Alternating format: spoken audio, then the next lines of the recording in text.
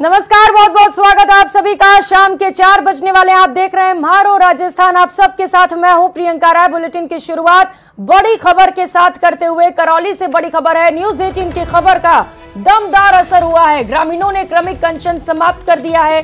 सपोट्रा के अमरगढ़ में लगातार ग्रामीणों की ओर से धरना प्रदर्शन किया जा रहा था। उपखंड अधिकारी ने ग्रामीणों से वार्ता की।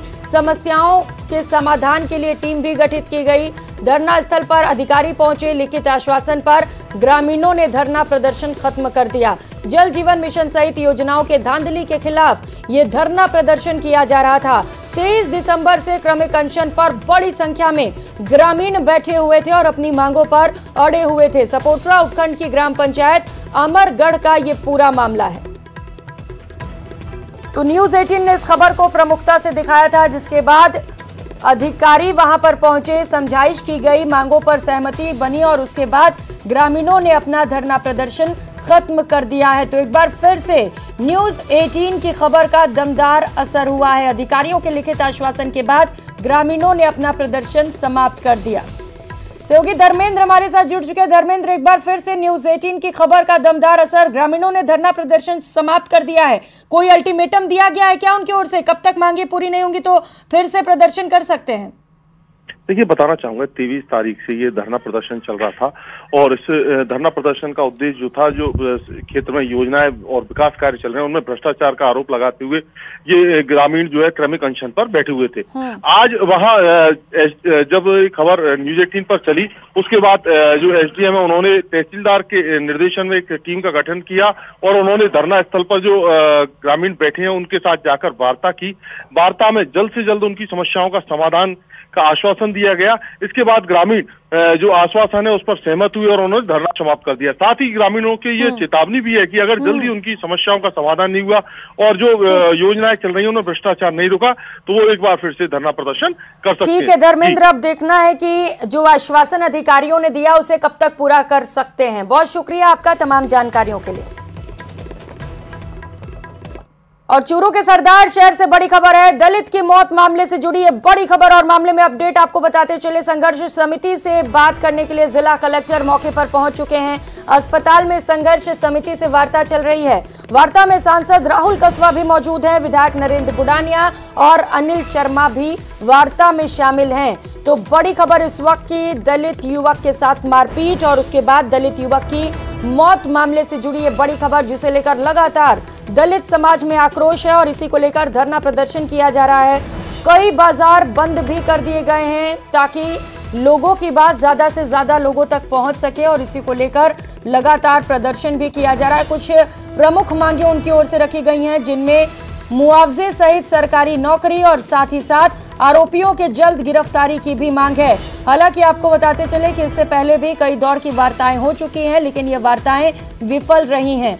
अब देखना होगा कि इस बार जो वार्ता की जा रही है, जिसमें खुद जिला कलेक्टर भी पहुंचे हुए हैं, क्या ये वार्ता सफल हो पाती है और ये धरना प्रदर्शन समाप्त होता है? क्योंकि प्रदर्शनकारियों ने साफ तौर पर यह कह दिया है कि जब तक उनकी मांगों को सुना नहीं जाता है, सभी मांगों को नहीं मान लिया जाता है, तब तक ये प्रदर्शन यूं ही चलता रहेगा। आपको बता दें कि बिजली के तार चोरी के शक को लेकर 2 दलितों की पिटाई की गई थी, जिनमें से एक की मौत हो गई।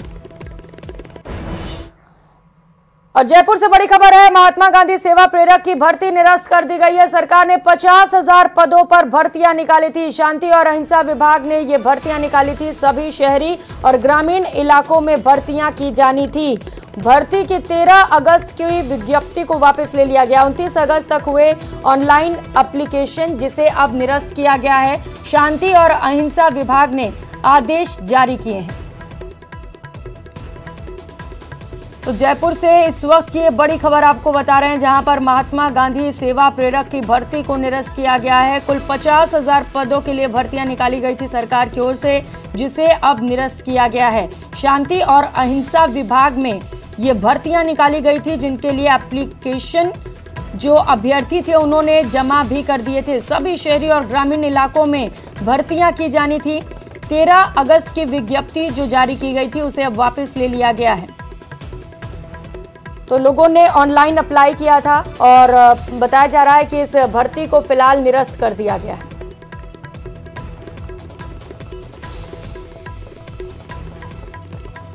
जयपुर से इस वक्त की बड़ी खबर आपको बता रहे हैं, जहां पर सरकार ने 50,000 पदों पर भर्तियां निकाली थी, लेकिन ये बड़ी खबर इस बीच सामने आ रही है कि इन तमाम भर्तियों को निरस्त कर दिया गया है। सभी शहरी और ग्रामीण इलाकों में भर्तियां होनी थी। रुक करेंगे एक और बड़ी खबर का। सवाई माधोपुर से बड़ी खबर है, जहां पर एक ट्रॉला नाले में जा धंसा, जिससे युवक की मौत हो गई। सीमेंट के पाइपों से भरा हुआ ये ट्रॉला था, पाइपों की चपेट में आकर युवक नाले में गिरा और उसके बाद ये पाइपें उसके ऊपर जा गिरी, जिसके चलते सीमेंट की भारी पाइप के नीचे दबने से युवक की मौत हो गई। सूचना के बाद मौके पर कोतवाली पुलिस भी पहुंची। पाइपों को हटाकर शव को बाहर निकाला गया है, लेकिन आपको बताते चले कि प्रशासन के यहां पर बड़ी लापरवाही सामने आई है। तो वहीं सवाई माधोपुर के मलारना डूंगर थाना क्षेत्र में नशे में धुत एक डंपर चालक ने आधा दर्जन वाहनों को टक्कर मार दी, जिससे अफरा तफरी मच गई। इस हादसे में 5 लोग गंभीर रूप से घायल हो गए, जिसके बाद डंपर चालक मौके से फरार हो गया, लेकिन लोगों ने पीछा कर चालक को पकड़कर पुलिस के हवाले कर दिया। वहीं हादसे में घायलों का अस्पताल में इलाज जारी है। तो डंपर चालक की बड़ी लापरवाही, जहां पर वो नशे में धुत होकर गाड़ी चला रहा था और इस दौरान उसने कई लोगों को हादसे का शिकार बनाया, जिनमें कई लोग घायल हुए हैं। 6 से ज्यादा गाड़ियों को नशे में डंपर चालक ने टक्कर मारी है। सभी को फिलहाल अस्पताल पहुंचाया गया है, जहां पर सभी का इलाज जारी है। लेकिन ये बड़ी लापरवाही, आपको बताते चले कि टक्कर मारने के बाद डंपर चालक मौके से फरार भी हो रहा था, लेकिन लोगों ने कड़ी मशक्कत कर डंपर चालक को पकड़ लिया। तो 5 लोग हादसे में गंभीर रूप से घायल बताए जा रहे हैं और सवाई माधोपुर से खबर, पुलिस पूरे मामले को लेकर जांच पड़ताल में जुटी है। खबर उदयपुर से, जहां पर हिरनमगरी थाना इलाके में आज तेज रफ्तार 2 कारों में जोरदार भिड़ंत हो गई। हादसे में कार दूसरी कार के ऊपर जा पलटी। इस दौरान पलटी कार में एक युवक फंस गया, लेकिन गनीमत ये रही कि सीट बेल्ट बंधे होने की वजह से युवक की जान बच गई। हादसे के दौरान कारें क्षतिग्रस्त हो गईं। सूचना मिलने पर हिरनमगरी पुलिस भी मौके पर पहुंची, जिसके बाद घायल को अस्पताल पहुंचाया गया। और करेंगे एक और बड़ी खबर का। जयपुर से बड़ी खबर सामने आ रही है, शिक्षा विभाग से जुड़ी हुई ये खबर आपको बता दें। पिछली सरकार की भर्ती भजन सरकार पूरी करेगी।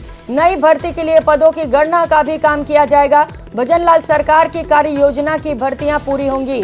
90 दिन में 12,484 पदों पर प्रक्रियाधीन भर्तियां पूरी की जाएंगी। सरकार ने खाली चल रहे पदों की 30 दिन में सूची मांगी है, जिन पर भर्तियां की जानी है। तो पहले ही मुख्यमंत्री भजनलाल शर्मा ने ये साफ कर दिया था, अपना विजन बता दिया था कि जो जन कल्याणकारी योजनाएं हैं, जो लोगों के हित में पिछली सरकार ने काम किया, उसे हम आगे बढ़ाएंगे और उसे और भी ज्यादा बेहतर भी किया जाएगा। इसी क्रम में एक और कदम मुख्यमंत्री भजनलाल शर्मा का, जहां पर उन्होंने ये आदेश दिए हैं, 30 दिन में सूचियां मांगी गई हैं, जहां पर सरकार ने खाली चल रहे पदों को लेकर 30 दिन में सूची मांगी है और इन्हें जल्द से जल्द भरा जाएगा। और करेंगे सबसे बड़ी खबर का, जिसका सभी को इंतजार है कि मंत्रिमंडल का विस्तार कब होगा। इसे लेकर ये बड़ी खबर आपको बता दी कि काउंटडाउन शुरू हो चुका है। अब सिर्फ फोन का इंतजार है। मंत्री बनने वाले विधायकों को आज फोन आने की उम्मीद है। कल शाम 4 बजे राजभवन में शपथ भी दिलाई जा सकती है। सूत्रों के हवाले से इस वक्त ये सबसे बड़ी खबर, राजभवन में पहले ही तैयारियां शुरू की जा चुकी हैं। शामियाना लगाए जा रहे हैं, वहां पर 17 मंत्रियों को शपथ दिलाए जाने की भी सूचना है। सूत्रों के हवाले से यह बड़ी खबर है कि पहली लिस्ट में 17 विधायकों के नाम शामिल किए जा सकते हैं और माना यह जा रहा है कि मध्य प्रदेश वाला फॉर्मूला ही राजस्थान में भी लागू हो सकता है। सहयोगी बाबूलाल धायल हमारे साथ जुड़ चुके हैं। बाबूलाल, काउंटडाउन तो शुरू हो ही गया है और माना जा रहा है कि अब बहुत ज्यादा इंतजार नहीं करना है। आज शाम तक विधायकों को फोन कॉल पहुंच सकते हैं और कल शपथ ग्रहण।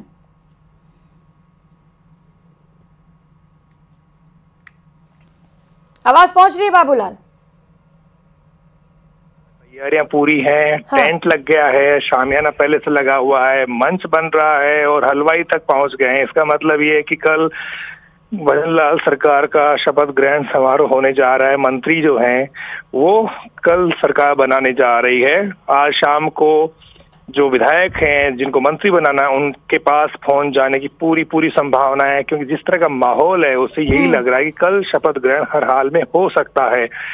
और जो भी यानी कि बड़े नेता हैं पार्टी के, उन्होंने कल दोपहर तक ही अपने कार्यक्रम लिए हुए हैं। दोपहर बाद में उन्होंने अपने कार्यक्रम फ्री रखा हुआ अपने आप को, तो इसका संकेत यही लग रहा है कि कल दोपहर बाद शाम को 4 से 6 बजे के बीच में शपथ ग्रहण हो सकता है, कैबिनेट का गठन हो सकता है भजनलाल सरकार का। तो अभी तक सूचनाएं यही हैं और माना यही जा रहा है कि किसी भी विधायक को फोन जाएगा तो उसी के साथ ये खबर पुख्ता भी हो जाएंगी। लेकिन कल का दिन हर हाल में अभी तक जो भी सोर्सेज है वो यही कह रहे हैं कल भजनलाल मंत्रिमंडल का बिल्कुल बाबूलाल, तो बड़ी खबर फिलहाल यही है सूत्रों के हवाले से कि कल मंत्रियों के शपथ ग्रहण कराए जा सकते हैं। बाबूलाल, एक और खबर ये सामने आ रही है कि एमपी वाला फॉर्मूला ही राजस्थान में भी लागू किया जा सकता है, क्योंकि इससे पहले न सिर्फ कैंडिडेट्स के नामों में हमने देखा जहां पर सांसदों वाला फॉर्मूला अपनाया गया, बल्कि मुख्यमंत्री के नाम में भी हमने कुछ ऐसा ही देखा और 2 डिप्टी सीएम भी बनाए गए।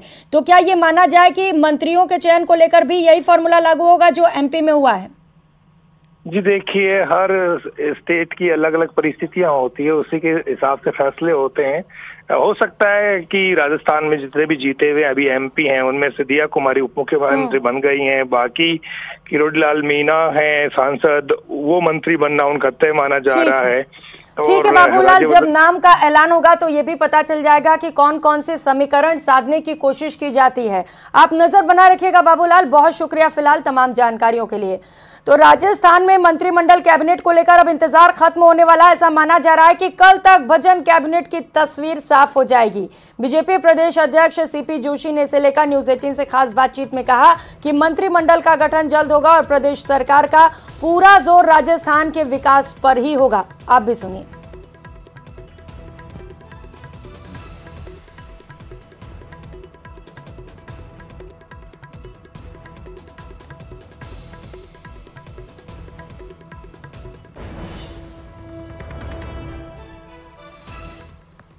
मौजूद है सीपी साहब, कर्णपुर दौरे से लौटे हैं आप, किस तरह का चुनाव प्रचार चल रहा है, कितनी उम्मीद है वहां से आपको?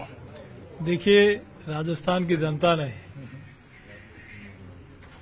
मोदी जी की गारंटी पर विश्वास किया, भाजपा पर विश्वास किया है।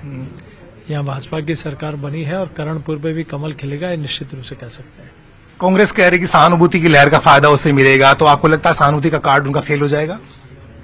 कांग्रेस को अपना 5 साल का रिपोर्ट कार्ड भी तो जनता देख रही है, तो इसलिए लोग विकास के साथ जाना चाहते हैं। निश्चित रूप से वहां भारतीय जनता पार्टी जीतेगी। मंत्रिमंडल का गठन कब होने जा रहा है? शीघ्र ही आप लोगों को इसके लिए सूचना दी जाएगी। कितने मंत्री बनेंगे? इसकी भी जानकारी बहुत जल्दी मिलेगी। फिर भी क्या लगता है किस तरह के चेहरे होंगे, किस तरह का मिश्रण देखने को मिलेगा? देखिए, सारी जानकारी आती है, निश्चित रूप से आपके साथ साझा करेंगे। क्या कल होने की संभावना लग रही है? आज ही बताएंगे इसके बारे में आपको। आज ही बताएंगे। Thank you. लोकसभा के चुनाव की तैयारियां भी चल रही हैं, साथ में पार्टी ने कार्यक्रम हाथ में ले लिए, तो आपको क्या लग रहा है किस तरह की तैयारी? पूरी 25 की 25 तीसरी बार हैट्रिक की और बीजेपी? देखिए, देश की जनता ने विश्वास है मोदी जी के ऊपर, उनके कालखंड के ऊपर। उन्होंने जो कल्याणकारी काम किए हैं और जो कहा है वो वादा निभाया है, तो निश्चित रूप से देश की जनता 14 में 282 सीटें दी थी, 19 में 330 सीटें आई और अब की बार 400 पार होगी। कैबिनेट को लेकर के जनता बहुत उत्साहित है, किस तरह का सरप्राइज देने वाले हैं? हर बार आप चौंकाते हैं, मोदी जी चौंकाते हैं, इस बार क्या चीजें नहीं देखने को मिल सकती है? देखिए, ये तो मैं कह सकता हूं कि माननीय मुख्यमंत्री भजनलाल जी और दोनों उप मुख्यमंत्री सरकार के गठन के बाद से ही एक विकसित राजस्थान, गतिशील राजस्थान, प्रगतिशील राजस्थान, इस ध्येय को लेकर जो संकल्प पत्र जनता के सामने रखा है उस ओर वो बढ़ चले हैं। इस दिशा में काम हो रहा है और जल्दी ही मंत्रिमंडल के गठन के बाद और काम में तीव्रता आएगी। कल आपने श्रीगंगानगर में इंडिकेशन दिया कि आकार छोटा होगा, तो लगता क्या है कई लोग जो हैं, कई विधायक जो अपने आप को मानते हैं कि इतना काम किया, इस बार मौका मिल जाएगा, तो उनको और ज्यादा काम करने की जरूरत पड़ेगी, आपको लगता है? ये तो आकार छोटा बड़ा आप कर देते हो, मेरा तो यही कहना है कि जल्दी ही मंत्रिमंडल का गठन होगा। जिस तरह से मध्य प्रदेश में देखने को चीजें मिली, क्या उसी तरह का फॉर्मूला राजस्थान में भी लागू होगा या कुछ चीजें अलग दिखेंगी यहाँ पर? ये तो पूरा तय होने के बाद ही आपको बता पाएंगे। लेकिन ये तय माने कि कल मंत्रिमंडल का गठन होने जा रहा है, ये भी शीघ्र आपको बता देंगे। ये थे बीजेपी के प्रदेश अध्यक्ष सीपी जोशी, जो पत्ते नहीं खोल रहे हैं लेकिन इशारा जरूर कर रहे हैं कि जल्द मंत्रिमंडल का गठन होने जा रहा है। कैमरा पर्सन अविनाश के साथ बाबूलाल धायल, न्यूज 18 जयपुर। खबर कोटा से है, जहां पर महिला ने नहर में छलांग लगाकर सुसाइड कर लिया। गोताखोर टीम को करीब आधे घंटे की कड़ी मशक्कत के बाद महिला के शव को बाहर निकाला गया। नहर में तेज बहाव होने से महिला की बॉडी 2 किलोमीटर दूर तक चली गई। लोगों का कहना है कि महिला के पति ने 3 महीने पहले सुसाइड कर लिया था, जिससे वो तनाव में रहती थी। मृतका ने थेगड़ा नहर पर आकर अपने जेठ शंकर लाल को फोन किया था और कहा था कि बच्चों का ध्यान रखना। फिलहाल उद्योगनगर थाना पुलिस पूरे मामले की जांच में जुटी है।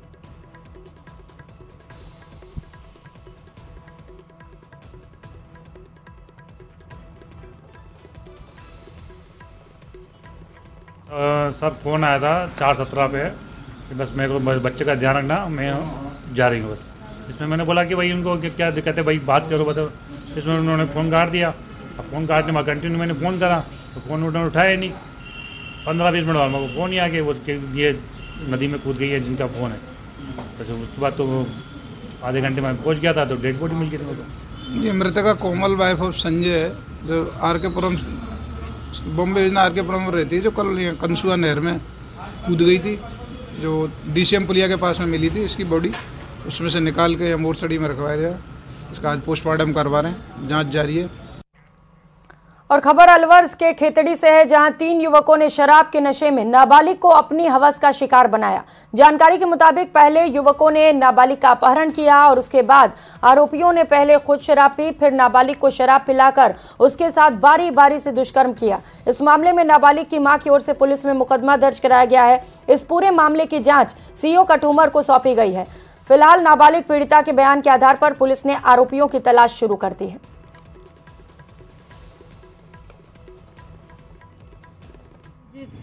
नरेंद्र ने डराया धमकाया था और पिस्तौल भी दिखाई थी और उसके दम पर ये मेरे साथ गलत भी किया था। इसने बोला कि अगर तुम मेरी नहीं हुई ना तो मैं तुझे किसी और की भी नहीं होने दूंगा।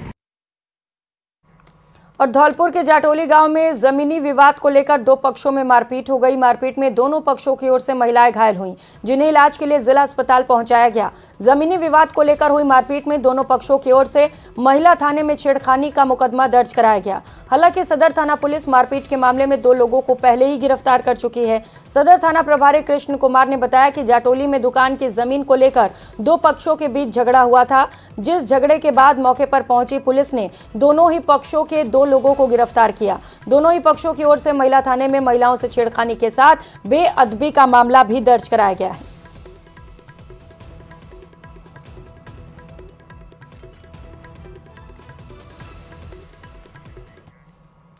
और अब बात डूंगरपुर की, जहां पर पुलिस ने तलवार से जानलेवा हमला करने वाले मुख्य आरोपी को गिरफ्तार कर लिया। आरोपी 1.5 महीने से फरार चल रहा था। थाना अधिकारी मणिलाल ने बताया कि 13 अक्टूबर को आरोपी ने 2 बदमाशों ने युवक पर तलवार से हमला किया था, जिसमें युवक को गंभीर चोटें आई थीं। आरोपी ने हमले की वारदात को कबूल कर लिया है। आरोपी ने महिला को भगा कर ले जाने की घटना को लेकर वारदात को अंजाम देने की बात कही। फिलहाल पुलिस आरोपी से पूछताछ में जुटी है।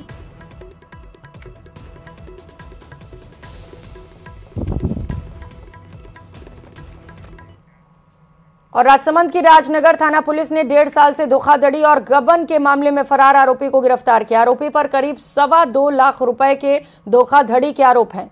आरोपी दिनेश कुमार अपनी पहचान बदलकर अहमदाबाद के एक रेस्टोरेंट में काम कर रहा था। SN ऑटोमोबाइल्स शोरूम कांकरोली के प्रोपराइटर निखिल सिंह नलवाया ने 4 जुलाई को राजनगर थाने में रिपोर्ट दर्ज कराई। पीड़ित का आरोप है कि दिनेश कुमार रमावत उसकी फर्म पर सर्विस मैनेजर के पद पर काम कर रहा था और इसी बीच कंपनी में आने वाली राशि को कंपनी के खाते में जमा नहीं करवाकर निजी खाते में डलवा रहा था। करीब 2,22,760 रुपए का गबन किया गया।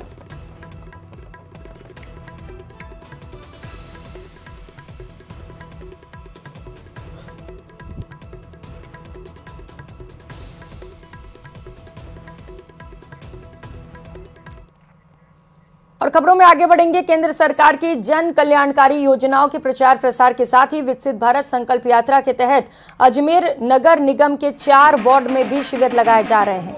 लेकिन अधिकारी और संबंधित कर्मचारियों के देरी से पहुंचने पर लोगों ने हंगामा किया। इस मामले के संबंधित पार्षद भी मौके पर पहुंचे और नाराजगी व्यक्त करते हुए प्रशासन पर जनता से खिलवाड़ का आरोप लगाया। अधिकारी और कर्मचारियों की लापरवाही के चलते शिविर में किसी का भी रजिस्ट्रेशन नहीं हो पाया और सभी अपनी व्यस्तता के चलते घंटों इंतजार के बाद वापस लौट रहे हैं।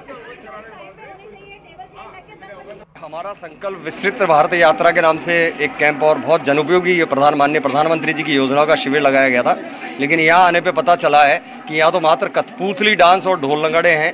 एक ड्राफ्टमैन स्तर के अधिकारी यहाँ खड़े हैं, कोई भी अभी 11 बजने वाले हैं, किसी प्रकार का कोई अधिकारी नहीं है, टेंट नहीं है, मेडिकल स्टाफ की टीम आई हुई है, लेकिन वो भी खड़े और 80-80, 90-90 साल की बुजुर्ग महिलाएं यहाँ खड़ी हैं। बात चित्तौड़गढ़ की, जहां पर मौसमी बीमारियों के प्रकोप से अस्पतालों में मरीजों की लंबी लंबी कतारें लग रही हैं। वहीं एक बार फिर से देश में कोरोना की दस्तक के साथ ही स्वास्थ्य महकमा भी अलर्ट मोड पर है। आज अस्पताल में मॉक ड्रिल की गई, लेकिन अस्पताल आने वाले मरीजों में कोरोना गाइडलाइन की पालना नहीं दिखाई दी। अस्पताल में किसी भी शख्स ने मास्क नहीं लगाया। अस्पताल प्रशासन भले ही मुस्तैद है, लेकिन मरीजों की लापरवाही भारी पड़ सकती है।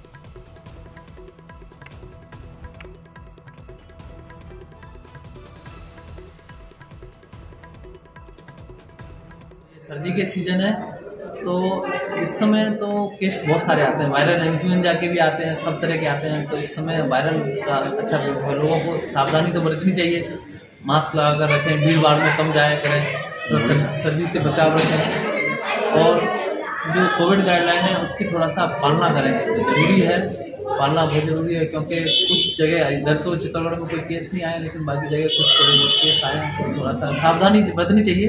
राज्य सरकार के प्राप्त निर्देशों के अनुसार कोविड-19 जो वेरिएंट जो आ रहा है उसके लिए हमने तैयारी की थी।